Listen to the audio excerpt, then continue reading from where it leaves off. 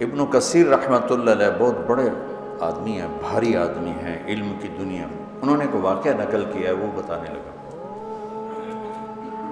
علامہ عتبی رحمۃ اللہ علیہ قبر پر بیٹھے تھے، یہ پہلی صدی کا ایک واقعہ لگتا ہے کہ کوئی وہ رکاوٹ نہیں تھی اور کچھ پڑھ رہے تھے، تو ایک بدو آیا، اس نے اپنی اونٹنے کو باہر کھڑا کیا اور آ کر اندر سلام پیش کیا، السلام علیکم یا رسول اللہ۔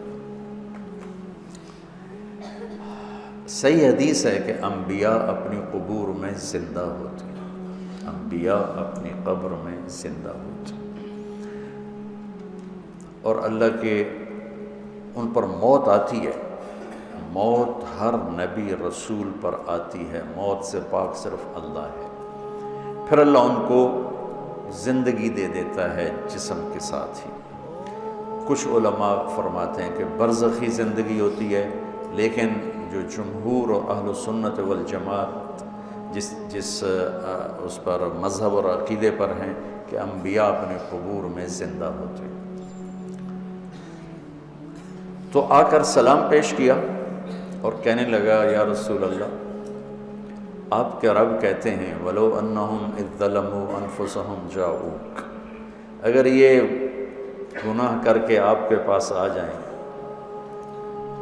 فَاسْتَغْفَرُوا اللَّهَ، اور معافی مانگیں اللہ سے، وَاسْتَغْفَرَ لَهُمُ الرَّسُولُ، اور آپ بھی پھر اللہ سے ہمارے لیے معافی مانگیں تو اللہ معاف کرتا ہے۔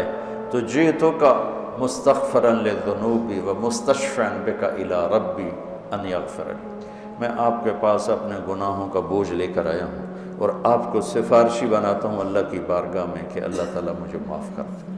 اور پھر اس نے 4 شعر پڑھے، 2 شعر اب بھی روضہ مبارک کے جو 2 پلر ہیں، جیسے یہاں کھڑے ہو کے سلام کرنا ہے، ایک شعر یہاں لکھا ہوا ہے، ایک شعر یہاں لکھا ہوا ہے، 2 کتاب میں لکھے ہوئے ہیں۔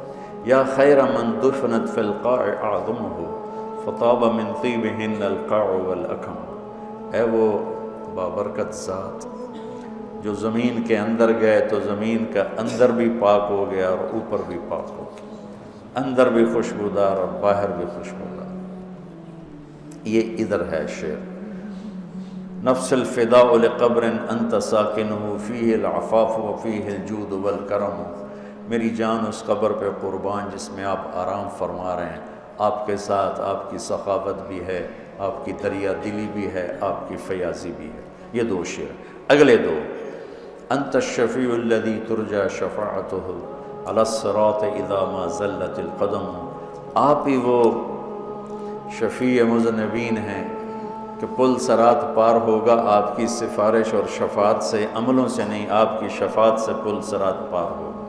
وصاحباک لا انساہما ابدا، اور میں آپ کے دونوں ساتھی ابو بکر عمر کو بھی کبھی نہیں بھول سکتا۔ منی السلام علیکم ما جری القلم، کیا شعر کہہ گیا اور کیا بات کر گیا، یا رسول اللہ قیامت تک جب تک قلم چلتے رہیں میرا سلام آپ تینوں کو پہنچتا رہے۔ قلم تو کبھی رکتا نہیں، اور آج کل قلم بہت زیادہ چل رہا ہے، کمپیوٹر کتنا بڑا قلم وجود میں آ چکا ہے، تو کیا بات کر گیا، عرب کی فصاحت پہ قربان جاؤں، لہم السن فصیحہ۔ ایران کے بادشاہ نے کہا تھا کہ عربوں میں کیا خصوصیت ہے، تو وہ تھا امیہ بن ابی سلط، اس نے کہا لہم قلوب جریہ وانصاب محفوظہ والسنۃ فصیحہ، کہ میرا سلام پہنچے آپ تینوں کو جب تک قلم چلتا رہے۔ اور پھر وہ روتا ہوا باہر نکل گیا۔ علامات بھی کو ایک دم نیند آ گئی، بیٹھ تو خواب میں اللہ کے نبی کا دیدار ہوا، کہا عتبی جاؤ اس بدو کو خوشخبری دے دو کہ تیری فریادیں پہنچیں اور تیری بخشش ہوگی۔ ہمارے نبی کے معجزات میں ایک معجزہ ہے کہ آپ کی قبر موجود مشہود، باقی جتنے انبیاء ہیں ان کی قبریں یقینی نہیں ہیں۔ ابراہیم علیہ السلام کی قبر موجود ہے اور کئی انبیاء کی قبریں عراق میں، فلسطین میں، لیکن یقین سے نہیں کہہ سکتے کہ واقعی یہ ہیں۔ صرف ہمارے حبیب پاک ہیں جن کی قبر مبارک یقین کے ساتھ ہے، اور آپ کا فیض آپ کے جانے کے بعد بھی دنیا میں چل رہا ہے، جاری اور ساری ہے، اور اللہ تعالیٰ نے ہمیں آپ کا امت ہی بنایا، تو جیسے وہ کر گئے ویسے کر دو، تو اللہ تعالیٰ جب بھی دیکھے گا خوش ہوگا میرے حبیب کی شبیہ۔ یہاں وہ اپنے آپ کو بناؤ جو میرے نبی نے اپنے آپ کو بنایا، اپنے نبی کی نقل اتار لو، اللہ کو اچھے لگو گے۔ میں کوئٹہ میں تھا جماعت میں، بیان کے بعد کمرے میں تھا تو باہر رش تھا، دروازے میں شیشہ لگا ہوا تھا، تو ایک آدمی رونے کی شکل ساتھ ایک بچہ، تو مجھے اندازہ ہو گیا ملنا چاہتا ہے، اور ساتھی ملنے کے لیے روک رہے تھے، بیان کر کے آئے۔ میں نے کہا اس آدمی کو اندر بھیج دو۔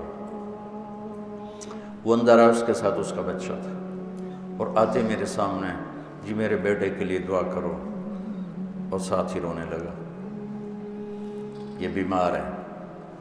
میں نے کہا اس کو کیا ہے؟ کہا اس کے دل میں سوراخ ہے۔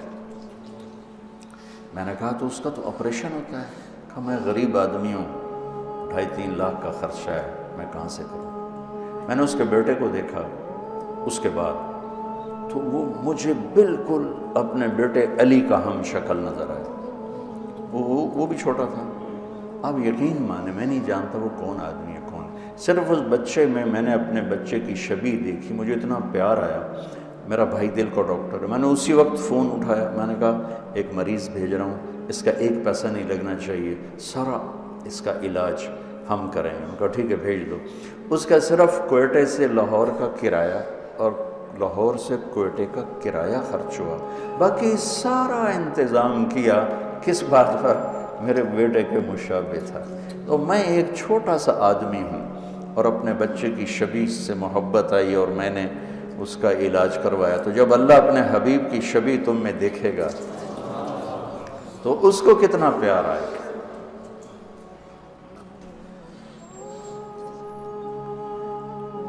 تو یہ فلا و ربک میں اللہ نے اپنے حبیب سے عشق مانگا ہے، سمعن و طاعت، عشق مانگا ہے، پیار مانگا ہے، محبت مانگی ہے۔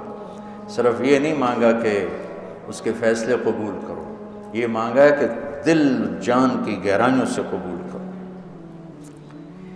پھر ایک اور آیت ہے، وَمَا أَرْسَلْنَا مِن رَّسُولٍ إِلَّا لِيُطَاعَ بِإِذْنِ اللَّهِ وَلَوْ أَنَّهُمْ إِذْ ظَلَمُوا أَنفُسَهُمْ جَاءُوكَ فَاسْتَغْفَرُوا اللَّهَ وَاسْتَغْفَرَ لَهُمُ الرَّسُولُ لَوَجَدُوا اللَّهَ تَوَّابًا رَّحِيمًا۔ یہ بھی آپ کی شان میں بہت بڑی آیت ہے، خیر سارا قرآن ہی آپ کی شان بیان کر رہا ہے۔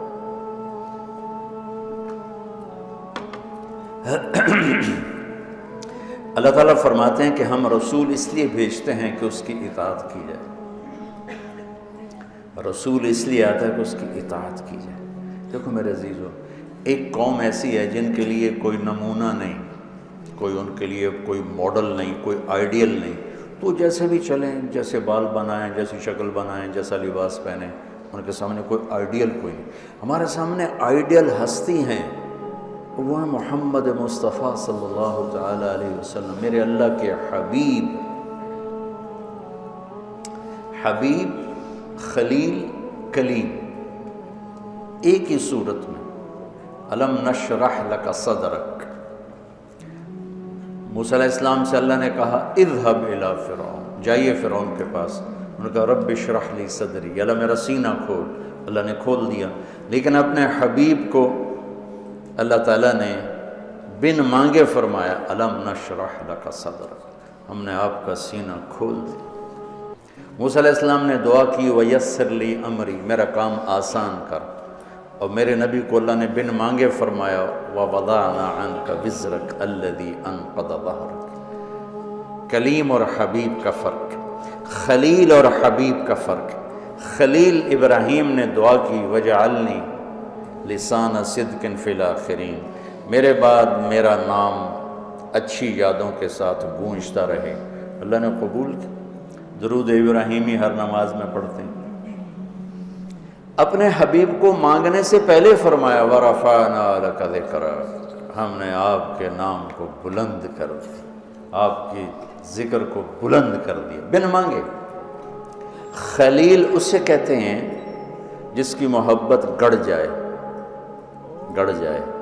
راسخ ہو جائے، اور حبیب اسے کہتے ہیں جس کی محبت کی انتہا نہ ہو، کیونکہ حبیب ہے حبہ سے، حب دانے کو کہتے ہیں۔ دانے کی صفت کیا ہے؟ ایک ڈالو 700 ہو جائے گا، ٹھیک ہے، پھر 700 ڈالو تو ہر دانہ 700 ہو جائے گا، پھر ایک دانہ ڈالو تو ہر دانہ 700 ہو جائے گا۔ تو حبیب اسے کہتے ہیں جس کی محبت کا کوئی سرا نہ ہو، کوئی انتہا نہ ہو، یہ حبیب۔ اور خلیل اسے کہتے ہیں جو ملاقات چاہتا ہو، اپنے محبوب کی زیارت چاہتا ہو، اور ساتھ کچھ عطا بھی چاہتا ہو، کچھ ہدایہ بھی چاہتا ہو۔ اور حبیب اسے کہتے ہیں جو صرف اپنے محبوب کی زیارت چاہتا ہو اور کچھ بھی نہ چاہتا۔ تو اللہ نے ایک ہستی بنائی، اور ہر شے میرے نبی کی محفوظ ہے۔ یہ واحد نبی ہیں جن کی چھوٹی سے چھوٹی ادا بھی محفوظ ہے۔ تو ہمارے پاس تو کوئی حجت کوئی نہیں کہ جی ہمیں تو پتہ نہیں تھا ہمارے نبی کیسے تھے، کیا کرتے تھے۔